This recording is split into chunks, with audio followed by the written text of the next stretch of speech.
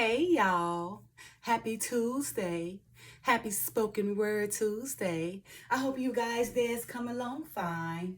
Anyway, on Tuesdays, you guys know I like to bring the word, right? And earlier, I read my short from Ecclesiastes, chapter 13, verse 1, one of the books removed from the Bible, reads as follows. He that toucheth pitch shall be defied therewith, and he that hath fellowship with a proud man shall be like unto him. So what is just saying, right? He that touched the pitch, that touch the bottom, touch the wicked, touch the dirty, shall be defiled with it, right? And then also he that fellowship with the proud man, shall become just like him. Okay. All right. So today I'll be reading you guys from Ecclesiastes chapter 13, one of the books removed from the Bibles, right? That's short, being the first verse in chapter 13 of Ecclesiastes, right? All right, so here we go. Ecclesiastes chapter 13, one of the books removed from the Bible, reads as follows. Verse 1. He that toucheth pitch shall be defiled therewith, and he that hath fellowship with the proud man shall be like unto him. And just like I said, right, he that toucheth pitch, filth, dirt, wickedness, and everything should be defiled therewith, within, okay? And he that hath fellowship with the proud man shall become like unto him. So, like I said, birds will fed the flock together and everything. The same thing, like we become what we eat, right? So whomever we allow to be in our circle, right? Or whomever we allow to hang with, and if they're proud and everything, knowing that they get into all these things, right? Then you become like them. So you guys become one, right? Both being led by each other, being blindly led by each other, right?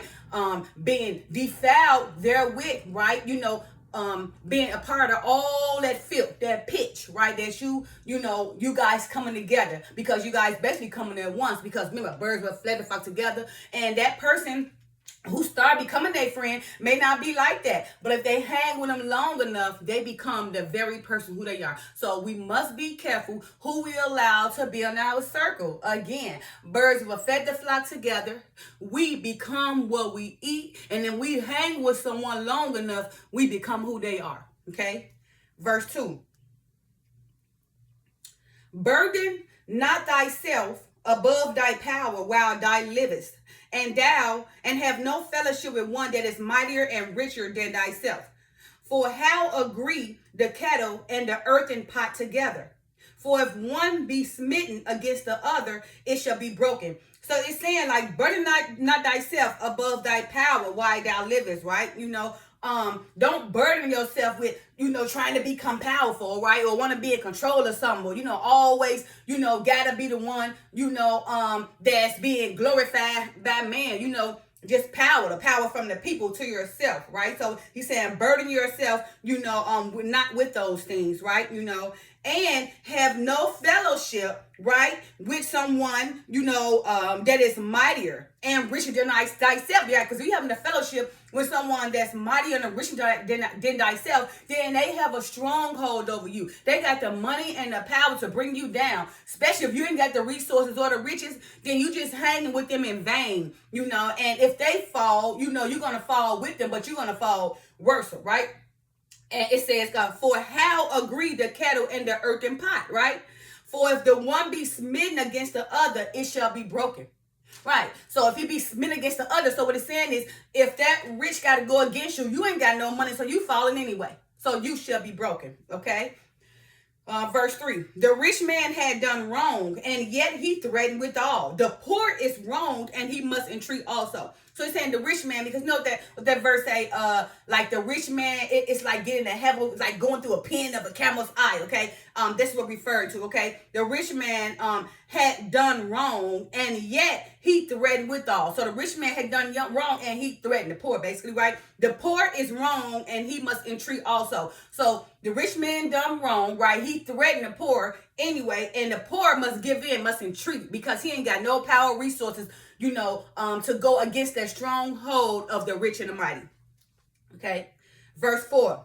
If thou be for his profit, he will use thee. But if thou have nothing, he will forsake thee, right? So if you willing to, help this rich and mighty person, this proud person, keep on, boosting their ego, right? Bowing down to them, making them more powerful, right? Trying to help them get more profitable, right? He will use you. He or she, they gonna use you to death because see a fool knock them, right? If you willing to, bow down to me and kiss the bottom of my feet and kiss my behind, then why not allow me to use you, right? See a fool knock him. That's exactly what he looking or she looking to you as, right?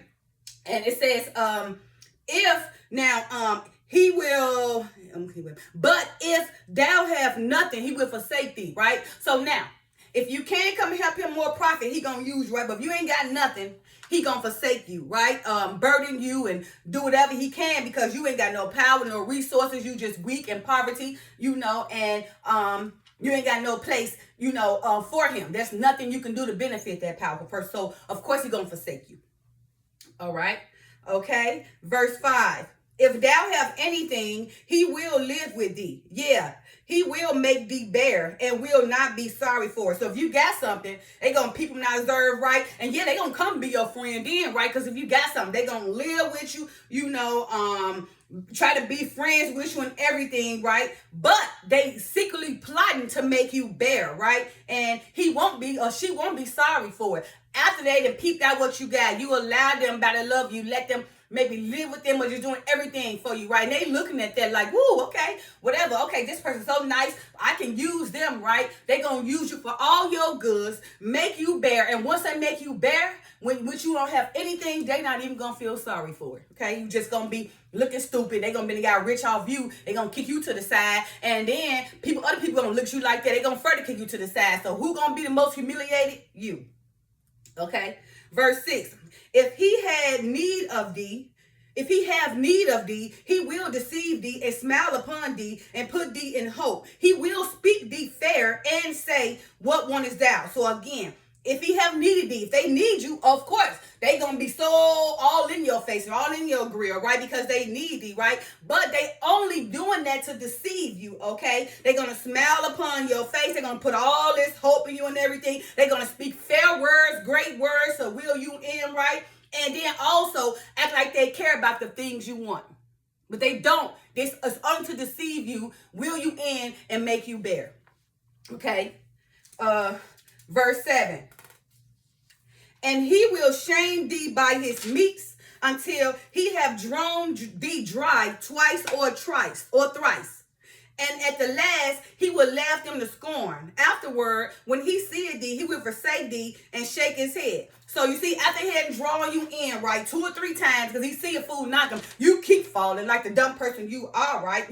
He will shame thee by his meats, all his goods and everything. He gonna shining all in your face, shaming you, knowing that he done use you to help build more profit for him, to give him, on top of what they already have in addition to what you giving them, right? So he gonna shame you because they didn't use you or she didn't use you, right, by all his meats or all his goods, right?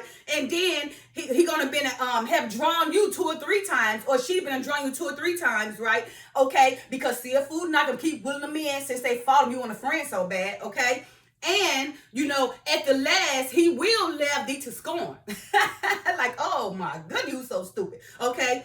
Afterward, when he seeth thee, he will forsake thee and shake his head. Okay, now when they see you in the long run, they look and shaking your head like you just a disgust, like you just all the way beneath them because you so stupid to allow this person in your life to deceive you, manipulate you, draw you in, dry you out, make you bear. Now they took everything you got it and kick you to the side. Now they're going to flunk everything in your face and then make you ashamed and forsake ye. Okay? All right. Verse 8. Beware that thou be not deceived and brought down in jollity, right? Jollity. If thou be invited of a mighty man, withdraw thyself. And so much the more he will invite thee. So I'm saying, right, don't be so eager, right, to try to, be a friend of the mighty man. So again, all right, beware that thou be not deceived and brought down in thy jollity, right? If thou, like jollity, just be brought down and and just be desperate or just, willing to do anything to get some. Just be brought down to jollity, right? Be not deceived, because you kind of desperate trying to get this or be with somebody because, you feel like, if you can be with them or whatever, then it's going to make you known too. No. Because if you sitting up here, hanging on their coattail, then you ain't nothing but being used by them. Okay. All right, so again it say, if thou be invited of a mighty man, withdraw thyself, and so much the more will he invite thee. So if this mighty man, if you don't go try to kiss behind him or try to be around him, stand back, observe, trust and believe me, they're going to be watching you, trying to figure out why you're not trying to kiss up behind them like everybody else, right? And when they see that, you get respect. They're going to want you a part of their circles. They're going to know you're not a follower, but a leader, okay? So then it said verse 10. Press thou not upon him, lest thou be put back. Stand not far off, lest thou be forsaken. So it's saying, press not upon this mighty man, right? Unless they kick you around. You over here desperate trying to be their friend. They looking at you like you, oh my goodness, you so desperate. You might, try to do something to me or whatever. You trying to be in my circle so bad, doing anything, going against people, trying to be my friend, right? So they looking at you like, desperate. Get away from that person. That person ain't got no stance within themselves, right? Okay, and they say, stand not far off. So, but if you want to get to know that mighty man or mighty woman, don't be too far off, right? But be in his vision here and there, right? So he don't forget you. But if you're trying to be somebody, not the mighty proud man, but a mighty man of wisdom and virtue, or a mighty woman of wisdom and virtue, okay? If you trying to be a part of them, withdraw yourself a little bit and stand back, and they will want to draw you in more because they're going to see that you have a strong stance. But if you desperate to be a part of their life, trying to do anything, going against everybody to show them that you'll do anything for them, then, they're going to draw back from you, okay? But if you also, in the progress of wanting to know that mighty man, and the stance you got, don't go too far away lest they forget you. So stay here and there in their vision, right? Observe and watch them, and if they see you got a strong stance, a person of moral dignity, a leader, then they're going to want you anyway. They're going to call for you. They're going to search for you, okay? All right, verse 11. Affect not to be made equal unto him in talk, and believe not his many words. For with much communication will he attempt thee, and smiling upon thee will get out thy secrets. But cruelty he will lay up thy words, and will not spare to do thee hurt, and to put thee in prisons. Okay? So it said, don't try to be made equal unto him, right? Don't be all hanging on the coattail of his word, believing everything he say, right? Because with communication, much communication, he gonna tempt you anyway, right? Because if you listening that hard, listen to all his words, his words or her words are so glorious, they so powerful, I just love everything they say.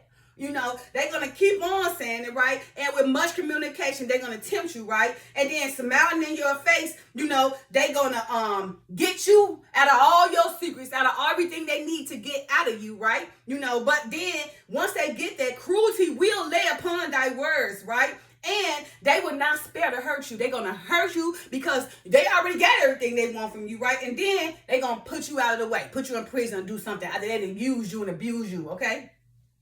Verse 13, observe and take good heed, for thou walkest in peril of thy overthrowing. When thou hearest these things, awaken thy sleep. So again, observe, be observant, okay? Take good heed, right? Because thou is walking peril, and against overthrow. You walking in all this peril. So many people out to overthrow you, okay? So when you hear these things, awake. Don't sleep, awake, be woke, okay? Verse 14, love the Lord all thy life and call upon him for thy salvation. Again, love the Lord all thy life and call upon him for thy salvation, right? Every beast loveth his like, and every man loveth his neighbor. All flesh consorted according to the kind, and a man will cleave to his life. So it's saying, every beast loveth his like. Like a dog, a man dog loves a woman dog, right? Or a man love a woman, So he's just saying, every beast loveth his like, and every man loveth his neighbor, okay? The same kind, right? But it's saying all flesh consorted to his kind, and the man will cleave his life. So the beast and the animal gonna consort to that beast and the animal, you know, and that man, right, is gonna cleave to that woman. Or, you know, it's supposed to be like that, okay? All right. Okay. So verse 17. What fellowship hath the wolf with the lamb? So the sinner with the godly. So like he's saying, many sheep's gonna come in wolf clothes. So now, if you know that this person is a wolf and you a lamb, why would you fellowship with them? You know, dark don't mix with light. Bitter don't mix with sweet. Okay, so again, what fellowship had the wolf with the lamb? So the sinner with the godly. So you see, dark don't mix with light. The sinner don't mix with the godly. Okay, so what fellowship you got? And you a lamb hanging with that wolf. Okay. What agreement is there between the hyena and a dog? And what peace between the rich and the poor? So, you know, there is no agreement between the hyena and the dog. You know, they're against one another. They're trying to, you know, devour one another, right? So just like that. And what peace between the rich and the poor? There's no peace because the rich got power over you, right? So they controlling you. They got the stronghold over you, right? So there is no peace. There's always going to be, you know, some type of contention somewhere. Okay, verse 19. As the wild ass is the lion's prey in the wilderness, so the rich eat up the poor. As the proud hate humility, so doeth the rich abhor the poor. So again, as the wild ass is the lion's prey, so is the rich eat up the poor. Okay, so the rich prey is the poor because they need the rich, need the poor to keep them rich. Okay, so again, the richest prey. They prey on the poor, right? Because again, they need the poor to keep them rich, okay? And again, so as the proud hate humility, so doeth the rich abhor the poor. So like I said, as the proud hate humility, they don't like being humble. You know, they don't like being meek, right? No. They like to be proud, right? Just like the rich hate the poor, okay? Verse 21. A rich man beginning to fall is held up by his friends, but a poor man being down is thrust away by his friends. So it's saying a rich man, right, who was starting to fall, all his friends gonna still hold him up, right? He can say what he want to say, even if it's not right. They gonna hold his coattail, lay on it because he rich, he's mighty, he powerful, right? But let the poor, when the poor fall, they're gonna kick him more down so he can continue to fall, right? Yeah. So let me just read that again, okay? A rich man beginning to fall is held up of his friends, right? Even though they fall, he can say what do he want to do, they still gonna hold him up because he's known to be powerful, she's known to be powerful and rich, right?